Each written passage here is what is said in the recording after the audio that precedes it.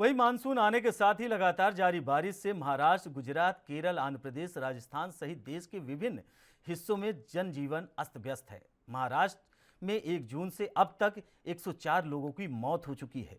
केरल में भारी बारिश के चलते 6 बांधों का जलस्तर बढ़ने के साथ ही विभाग ने रेड अलर्ट जारी किया है। उधर पूर्वी राजस्थान के कई इलाकों में तेज बारिश होने के साथ ही कई जिलों के लिए भारी बारिश का अलर्ट जारी किया गया है। महाराष्ट्र राज्य आपदा प्रबंधन प्राधिकरण ने रविवार को जारी रिपोर्ट में बताया कि 1 जून से 16 जुलाई के बीच राज्य में 104 लोगों की मौत हो चुकी है। पिछले 24 घंटे में ही 2 लोगों की मौत हुई है, जिनमें एक मौत जलगांव और दूसरी अमरावती जिले में हुई है।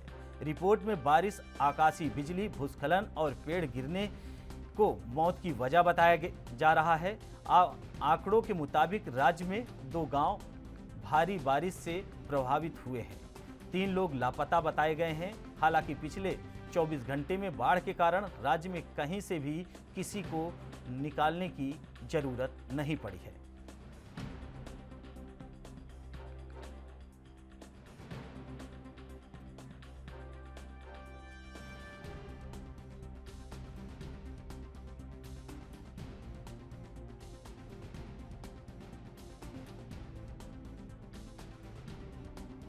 वहीं हमारे संवाददाता सत्य प्रकाश सोनी मुंबई से जुड़े हैं, जो बाढ़ को लेकर जानकारी देंगे। सत्य प्रकाश, मुंबई में बाढ़ को लेकर क्या हालात हैं?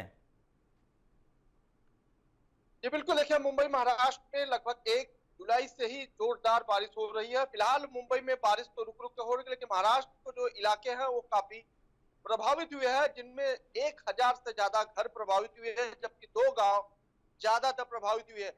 सरकारी आंकड़े ये कहते हैं कि अब तक बाढ़ की वजह से 104 लोगों की मौत हुई है, जिनमें भूस्खलन से लेकर लैंडस्लाइड और बांध टूटने को लेकर हुई है।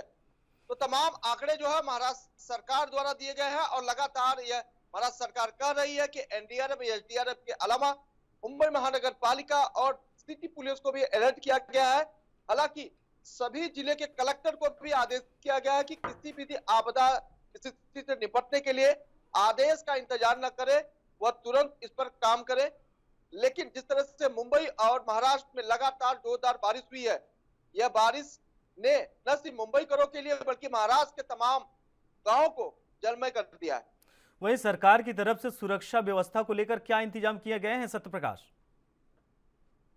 देखिए, सरकार की तरफ से कहा जा रहा है कि सुरक्षा कैंप के अलावा राहत कैंप बनाया गया है, जहां बाढ़ प्रभावित लोगों को राहत कैंप में भेजा जा रहा है। उनके खाने पीने की व्यवस्था की जा रही है, उन्हें दूध की व्यवस्था की जा रही है, और जो बच्चे पढ़ते हैं उनके लिए पुस्तक और तमाम चीजों की व्यवस्था सरकार द्वारा की जा रही है। वही जो प्रभावित लोग हैं उन्हें तलाशने का भी काम जारी है, जबकि सरकारी आंकड़े कहते हैं अब तक 3 से ज्यादा लोग लापता भी है। तो कहीं न कहीं यह मामला जो है सरकार के इसी घूमता हुआ नजर आ रहा है, लेकिन सरकार की यंत्रणा जो है बाढ़ के आगे फेल होती नजर आ रही है, क्योंकि एनडीआरएफ, एसडीआरएफ के अलावा जो लोकल पुलिस लगाई गई है वो लगातार सर्च ऑपरेशन कर रही है। फिलहाल बारिश जो है महाराष्ट्र के कई इलाकों में जोरदार हो रही है, जबकि कई जिलों में रुक रुक कर हो रही है। खासकर मुंबई में देखा जा रहा है पिछले हफ्ते से बारिश रुक रुक हो रही है, इसलिए मुंबई में जलभराव की स्थिति बेहद कम है। लेकिन महाराष्ट्र के कई जिले बाढ़ से अभी भी प्रभावित है। हालांकि मुख्यमंत्री और उप मुख्यमंत्री दोनों ने महाराष्ट्र के बाढ़ इलाके का दौरा किया, उस दौरान उन्होंने मीडिया से रूबरू हुए तमाम जानकारी। सत्य प्रकाश, महाराष्ट्र में किसानों की क्या हालत है? क्योंकि बाढ़ लगातार महाराष्ट्र में बारिश का पानी कहर बरपा रहा है, और किसानों को कितना नुकसान हो रहा है इससे, या फिर उनको फायदा है? क्योंकि धान की खेती का समय है, और धान की खेती के समय में बारिश कहीं ना हद तक फायदा होता है, लेकिन किसानों को कितना फायदा या कितना नुकसान हो रहा है? कितने प्रभावित हैं किसान? देखिए, बिल्कुल कई जिले ऐसे हैं जो महाराष्ट्र के जो बाढ़ से प्रभावित है। अब ऐसे में जब पूरे गांव में बाढ़ की स्थिति होती है तो जाहिर तौर पर किसान प्रभावित होना लाजमी बनता है, क्योंकि धान की खेती है और ज्यादा दिन तक अगर पानी धान की खेती में रुकता है तो धान के सड़ने की जो है प्रक्रिया शुरू हो जाती है। हालांकि सरकार अब तक कोई आंकड़ा नहीं बताई है, लेकिन ये माना जा रहा है कम से कम महाराष्ट्र के 22 से 23% किसान जो है बाढ़ से प्रभावित है। अब ऐसे में सरकार ने किस तरह की योजना आगे बनाएगी, इस पर अभी भी सरकार विचार कर रही है। लेकिन सबसे जरूरी है कि जो राहत कैंप है उस पर लगातार सक्रियता दिखाई जाए। जो बचाव दल है वो किस तरह से काम कर रहा है, सरकार उस पर काम कर रही है।